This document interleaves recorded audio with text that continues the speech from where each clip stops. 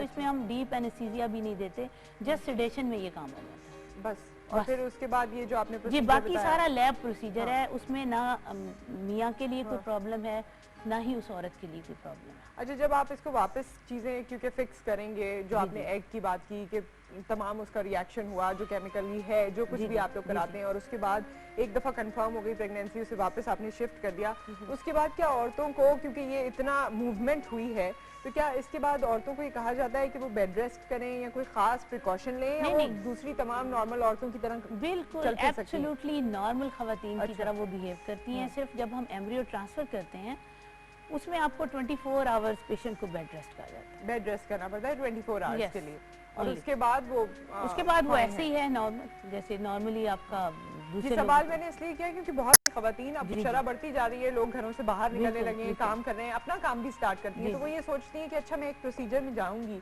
फिर पता नहीं कितने दिन मुझे बेड रेस्ट करना पड़े।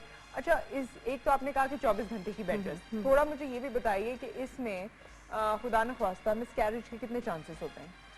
हाँ, ये आपका बड़ा ज़बरदस्त क्वेश्चन है, क्योंकि मेरे पेशेंट कई दफ़ा मुझसे पूछते हैं कि डॉक्टर साहब हमने तो सुना है कि टेस्ट ट्यूब बेबी कामयाब तो हो जाता है लेकिन आगे नहीं जाता, आगे नहीं बढ़ता। जी, उनकी बातें कुछ सुनी सुनाई ठीक भी होती हैं। मैं आपको वजह बताती हूँ कि देखें, वैसे ही हर प्रेगनेंसी में उसके लॉस होने का कुछ ना कुछ चांस होता है, 10 to 20% चांस तो है, लेकिन ऐसे लोगों में आपको चांस ज़्यादा मिलता है। क्यों ज़्यादा होता है? उसकी वजह ये नहीं है कि टेस्ट ट्यूब बेबी में कोई प्रॉब्लम है, उसकी वजह ये होगी कि हमारे पास अक्सर लोग लेट एजेस में आते हैं। मोर देन 35 अगर आपकी एज है तो इवन आप नेचुरल वे से कंसीव कर रहे हो तो फिर भी आप चांस होता है, चांस ज़्यादा होता है। तो हमारे पास, मैं जिस इलाके में काम करती हूँ वहाँ पे बेसिकली लोग पेरीफ्री में है, पेरीफ्री के लोगों का या तो वो बहुत अर्ली मैरिजेस कर देते हैं, अगर मैरिजेस होती हैं तो वो उनकी या फिर बहुत लेट होती है। 35 के बाद शादी हुई और 3-4 साल तो वो सोचते रहे कि खुद ही हो जाएगा खुद ही, और इवन 40 के बाद वो आके रिक्वेस्ट करते हैं कि जी डॉक्टर साहब अब करें।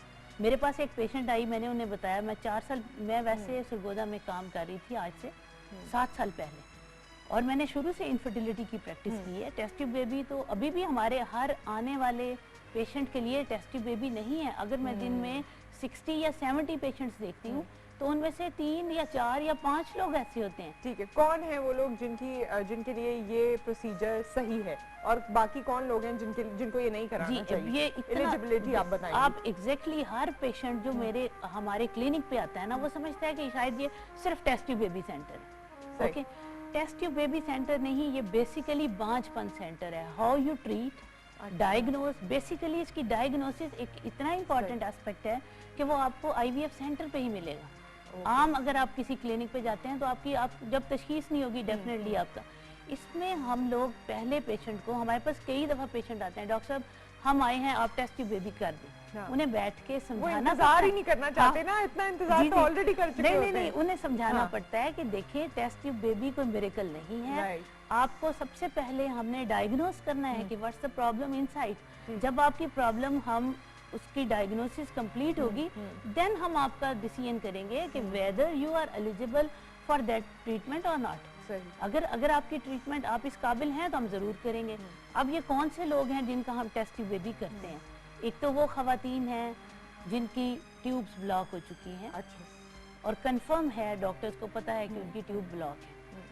इसके अलावा अनएक्सप्लेन्ड इनफर्टिलिटी, वैसे अब रिसेंटली मेडिकल साइंस में ये साबित किया है कि अनएक्सप्लेन्ड कुछ नहीं है, कोई ना कोई एक्सप्लेनेशन है, ये सेपरेट है कि आपको रीजन नहीं पता, तो यू से अनएक्सप्लेन्ड। ओके, तो उसकी कोई रीजन होती है, उस रीजन की डेप्थ में जब मैं जाती हूँ, अल्हम्दुलिल्लाह वी फाइंड दैट। मैं अपने पेशेंट को कहती हूँ कि देखें, आपने मुझे कहा है कि डॉक्टर साहब एक मोती है, समंदर के अंदर आपने ढूंढ के लाना है, और आप मुझे सबसे पहले अपने ऑक्सीजन सिलेंडर हर चीज लेनी है, फिर मुझे I have to go inside in the depth, search करना है, ढूंढना मुश्किल है, मोती को निकालना मुश्किल नहीं है। बिल्कुल, उनको ये चीज समझानी पड़ती है। आपका मकसद कहने का ये है कि जब डायग्नोसिस के लिए जो स्टेप्स हैं वो जरूर करवाएं। सही, तो आप उनको दूसरी, अगर उनको सिर्फ मेडिकेशन की जरूरत है, आप समझती हैं कि दवाओं से ये ठीक हो जाएंगे, बिल्कुल, तो आप बस वही दे देते हैं और टेस्ट ट्यूब की तरफ नहीं आते। अच्छा, मैं डॉक्टर साहब, मैं चाहूंगी आप भी इसे सेकंड करें मेरी इन्फॉर्मेशन के मुताबिक।